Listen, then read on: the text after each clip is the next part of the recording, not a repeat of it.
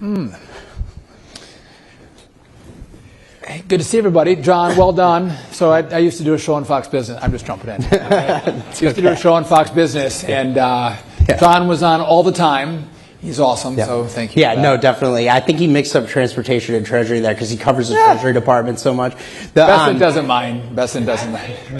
You did, John. So the economic guys, you can't get him to stop thinking treasury. So, Mr. Secretary, first off, really want to thank you for doing this, and also want to give a special shout out as well to a couple of our other sponsors, One Brief and Lighthouse. So thank you guys. Mr. Secretary, obviously this is a huge day for transportation news. So again, we appreciate you taking the time to break this down with us. But you guys announced yesterday, and this has started to go into effect today, 4% reductions today in flights across the country because of the ongoing government shutdown. That's going to scale up to 10% next week. Can you give us a breakdown of how, first off, why this is necessary, and then how these decisions were made and where and how this is going to impact people? Yeah, so first off, air traffic controllers, a critical part of our aviation infrastructure, wonderful men and women who serve the American people. They do a great job. They have had one paycheck where they got a partial payment. The second paycheck was flat zero.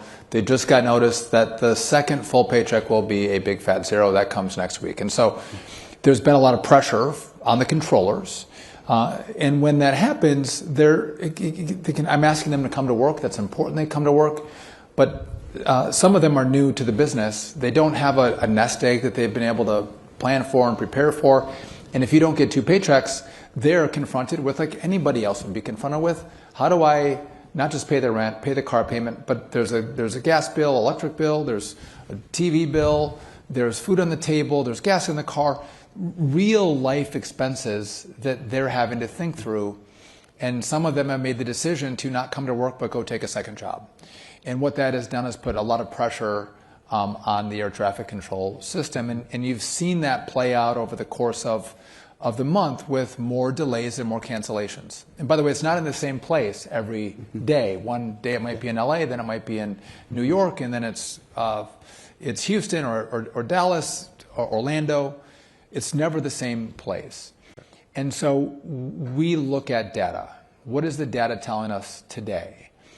And just as a side note, these two things are not related, but for the issue of data, we had a DCA air crash.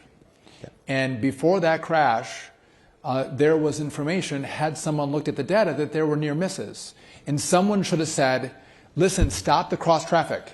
The data says, don't do it. Well, no one looked at the data. Well, we learned from that. We should look at data and what's happening. And so as we've done that through the FAA safety team, we're seeing loss of separation in the airspace. There's spacing for aircraft. There's been incursions in those separations. Those numbers have gone up. There's more incursions on the ground. And then we've had more complaints from pilots that have said, well, the controller is less responsive to me, or controllers seem to be more stressed. So we looked at that data, and the numbers are going in the wrong direction. This is a really long answer, but I want to explain. No, please do. The numbers are going in the wrong direction, and so then what is our response to that? And the response is to take pressure out of the system. And through the safety team, we've talked about lowering the number of flights. And so we were going to do 10% right away. The safety team said that could be even more disruptive. We should actually phase this in. To which we've done that. Today is the first day, 4% reduction. 4 days later, another 2%. 2 days after that, 2%, and then 2% on. And what I'm hoping to do is, again, take the pressure and more risk out of the system. We always try to manage the risk. Nothing is ever fully safe. A car's not safe. Walking down the street's not full. I mean, there's risk in everything we do. I'm trying to minimize the risk through this government shutdown. And bring us to a matrix that matches what we had before the shutdown. And I've had some complaints from Democrats. They've said, well, we want to see the data, and why are you looking at data? And this is political. This has not been political. We have worked overtime to make sure that we minimize the impact on the American people. We're trying to help the American people. And when I start to get attacked by Democrats, that also gets frustrating because there's a very easy solution to the problem that they put directly on my lap, which is open the damn government. Yeah. Vote to open the government. So those who snipe at me for having to take really unique action, they put that on my plate. So open it up. And by the way, did anyone remember some of the last shutdowns? I was part of those. We stayed here for a month. I gained 10 pounds, I think, because I ate pizza and the junkiest food. But you sit here every weekend, every day, while the government is shut down and your family's upset, your kids are annoyed. That people would go home during a shutdown when the American people are suffering is just flat out wrong. Everyone should be here. Everyone should be working. No one should go home. Because, by the way, I saw today I was at DCA. Yeah. I'm letting you ask me questions. I'm sorry. Sure. No, I was at DCA. There's people going to funerals. There's people who are trying to get home that can't get home. Why are senators going home? Keep them here. And especially the senators who voted no to open the government up. Maybe we could put the senators who keep voting to shut the government down on the no-fly list. That would be a great... Well played, yes. So, Mr. Secretary, speaking of which, later today we're expecting the Senate to vote again on reopening the government. The Democrats are again expected to vote to keep the government shut down. So it means it's probably going to drag into next week. There's talk that the Senate Majority Leader, Senator Thune, will keep the Senate in for the weekend. But the point is that this isn't getting resolved today. This isn't getting resolved this weekend. So can you lay out for us what the long-term process here is? Because, okay, we know what's happening today. There's been 700 flights canceled, approximately, or maybe more than that around the country, and more coming, of course, next week as you scale up to that 10%. But it's not like you can just flick a light switch on once they open the government back up and they magically have a deal in Washington. I would imagine that it's going to take a little bit of time to get this alleviated as well. Right. So we'll look at the data, look at where the controllers are at, and then give the airlines time to bring those flights back in. And so it'll be a systemic, approach. But again, I want us to go in the right direction of bringing more planes in, not what I have to do now, which is take more planes out. So, that makes sense. But like, just one other. Yeah, we're like 2,000 air traffic controllers short. We're trying to bring in more controllers. We're trying to hire more controllers. I'm trying to tell young people who are really smart, they're bright. I'm like, this is a great job for you. This is a great career. And then you hear, well, actually, you can go a month and not get paid. It doesn't feel like you have a lot of respect by doing this really important job. And so we're up 20% of our students through the academy. This has a big impact on our ability to make up the difference in that shortage. It makes it harder for me. And long after everyone forgets about the shutdown, I'm going to deal with the consequences of trying to repair the system, which, by the way, I'm asked what did the last administration do to try to fix these problems? Not a lot. We're going to try to fix them. We're going to take on the hard problems. Yeah, and I want to get more into the modernization efforts and what's needed to fix the air traffic controller system once the government's reopened. But also, what would your message be to, I mean, there's thousands of Americans whose flight plans and travel plans have been disrupted today.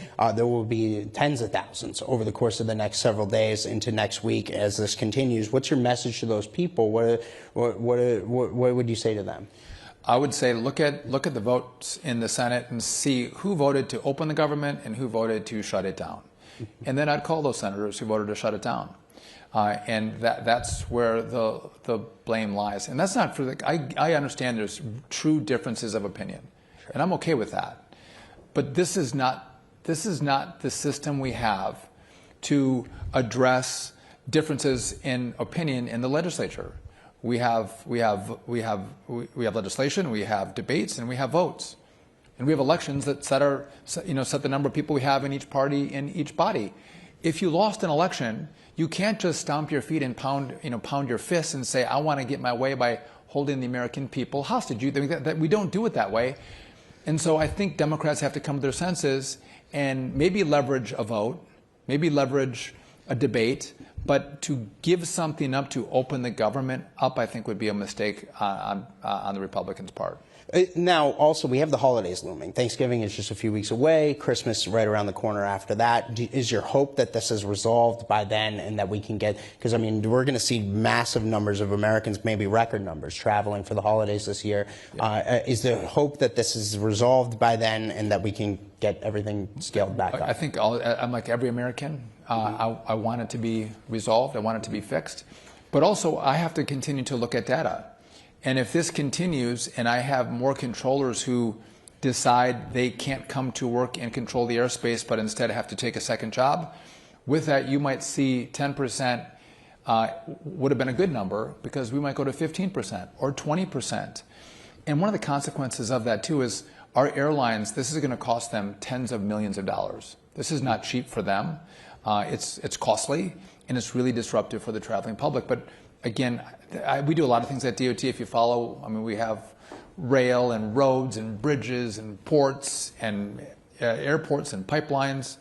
The most important thing we do is safety. That is job one. And the American people look to us and rely on us to make the right decisions, to do all we can to keep them safe when they travel. Yeah, and we've seen the NTSB, which is the safety board, the independent safety board that monitors you guys. They've been praising your decision to scale back the flights, because they know the impact that we're talking about here with the air traffic controllers and what they're going through. So now, Mr. Secretary, in addition to the people traveling and the effect on the airlines, there's also effect on commerce, right? Like, I mean, we're seeing, there's a lot of people may not understand this, but the UPS, Amazon, FedEx, they fly stuff around the country. And can you explain for us the impact this might have on the broader economy here as well? I think if you, and I don't think the businesses have been that vocal about the impact that this is having on their business and on the economy. I think they want to stay out of the politics of this. They're not being very vocal. But if you talk to them behind the scenes, they're saying, of course, this is having a substantial impact on our business. And so I think how long this lasts will dictate what kind of impact it has. But even with air travel, Scott Kirby from United was saying, listen, we see a direct impact on bookings right now during this shutdown. And if people don't fly, that is cars, that is hotels, that is restaurants. I have to imagine a lot of people might want to fly and go see football games this weekend. All of this massive economy is impacted when we reduce the number of people who can travel, and so it will have an impact. Right. So now, speaking of the broader air traffic controller system, let's say once we get the government reopened and get this back up to normal, I know this has been a major issue for you as Secretary, about focusing in on how do we solve this problem. You mentioned we're 2,000 short, as it is anyway. How do we get those numbers back up? You mentioned there's several that are in the school right now. Walk us through the process of this. How do we get to those numbers, and then also the equipment that we need to get into place? So we have our main academy is in Oklahoma City, and it was the process and the length of time to get a young person who wanted to become a controller could take well over a year, sometimes 2 years. We've streamlined, by the way, if you're 24 years old and you want to be a controller, but you have to wait a year and a half, most of them are going to go find a different career and a different job. So we've streamlined, tightened the time frame in which you can get into the academy. We're giving a bonus when these young people come into the academy, and we're going to pay them more while they're at the academy. The stipend has gone up. So I'm trying to incentivize young people to come in, and our throughput is up 20% this year. We're going to work on improving that as well. On the back end, we have great air traffic controllers who can retire after 25 years of service. And so what I've done is I've asked them, listen, if you'll not retire and you'll stay on the job, we'll give you a 20% upfront cash bonus for the year. And every year after, we're going to pay 20% extra to stay on. Those are the best controllers we have. I want to pay them to not retire. So we're doing that. But it's going to time is what we need. It takes time to build those numbers up. So that's one side of it. The other side is what we're doing on our really old air traffic control system. We're using old, copper wires from the 1980s. It's just, it's actually atrocious. It works, but nothing we should be proud of. And so we need $31.5 billion, which, by the way, to build a brand new system is not a lot of money compared to how much things cost. So $31.5 billion. The Congress in one big beautiful bill gave me $12.5 billion, and we're very specific about how I could use that money. And so it's new radar, radios. The key part of this, if you look back to what happened in Newark, we had a telecom outage. It was a 30-second outage. For the scopes to reboot, it actually took a minute and a half without any scopes or radar. That's actually very concerning for hopefully everybody.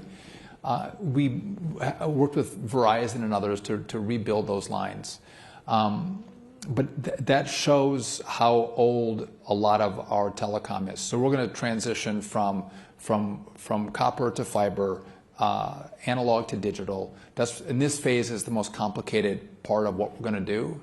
And so the network is going to be secure. But if I think about what does a brand new air traffic control system look like, that's the software, right? That's a common automation platform. I don't have the money for that. I have people that are working on that. But when we get the money, we want to move as quickly as possible. But because I don't have it now, that's going to take years to not just develop it, but to debug it and then deploy it to train air traffic controllers on it. So it's a big job and it's a hard job, and that's why I don't think it's been done in the past. It's easy to try to pass this system off, and President Trump has asked us to take on the biggest problems of the country and fix them, and that's what we're doing here. So on that note of getting the rest of the money that you need to be able to do this, there's talk of another reconciliation package coming together early next year. I know Senator Graham has been talking about that. Have you talked to the president about this? Have you talked to members of the U.S. Senate about this? Are they considering adding more into this next reconciliation plan that they're talking about? I saw some reports yesterday that they seem a lot further along than people expected, which seems, I guess, promising. But your thoughts on that? Yeah. So President Trump was talking to me about this, even before he gave me the job, and then after he gave me the job, he knows the problems we have with our airspace. So the president is 100% supportive, which is fantastic. We can talk about politics all day long. I can throw blame on the shutdown. What's great about this issue is this is bipartisan. Sure. Everybody agrees that this has to be done. And when you have bipartisanship and recognition of the problem, that actually is the best political situation you can have to get the rest of the money. So I'm hopeful they'll give me the rest of it. And by the way, so this is the Common Automation Platform. But some of our towers and centers are they're really, really old. And so not all of them, but many of them have to be rebuilt. And so some of the money in the plan is also for actually bricks and mortar to build, new infrastructure. Our controllers should not have to work in some of the environments that they're working in, on some of the equipment that they're using. And just one last point on that, we do have old equipment. The equipment works, the equipment's safe, but it is old. We have the most efficient, safest airspace in the world, not because of amazing technology. It's amazing controllers is why we have a safe, efficient system. And again, I think it's atrocious that they would be treated this way.